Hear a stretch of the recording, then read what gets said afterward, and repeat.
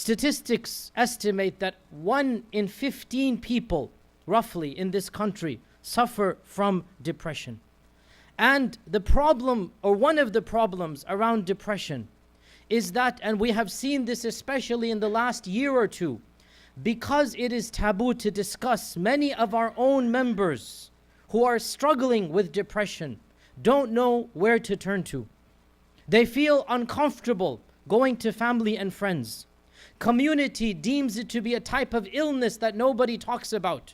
Most of the scholars and ulama and imams and sheikhs, and I am one of them, and I tell you from an insider's perspective, most of us are clueless when it comes to how to treat actual depression. In the last few years, and especially in the last few months, I myself have heard of a number of my colleagues and friends across the country telling me of suicides that are taking place in our own masajid communities. Masjid goers who are, we seek Allah's refuge, finding no happiness in this life, no higher purpose. Last week in Canada, a Muslim man attacked a number of people in public, and first they thought it was one of those terrorist attacks. It turned out he was suffering from clinical depression, and he took a gun, and unfortunately 2 people were killed and a dozen injured. Clinical depression, and his family had no idea that he was going through all of these issues. Therefore, it is essential that we as a community understand, at least to a basic level, what exactly is this concept called depression. And to compound this problem, some people think that depression is a purely spiritual phenomenon. They say that if you have iman, you will never be depressed.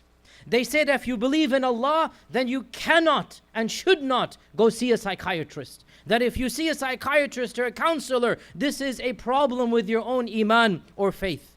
And unfortunately, they misunderstand some verses in the Quran, such as when Allah says, "Ala bi dhikrillahi tatma'innul qulub." Verily, in the remembrance of Allah do the hearts find tranquility. So they assume if you don't find tranquility, then this means you are not doing dhikr of Allah.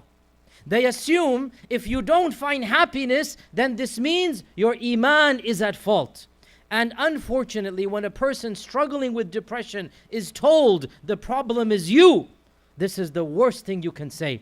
And rather than help the person in depression, in fact, anyone who says this will compound the depression 100 times more. And many times scholars or sheikhs, because they have no clue, they want to do good and they say, oh, the problem is just, you have to turn to Allah. This will make the person suffering from depression even more depressed, saying, I can't, it's all my fault. Already they are blaming themselves, and unfortunately, us people who are not trained, the scholars, they will say, oh, it is your fault, you should have more iman in Allah subhanahu wa ta'ala.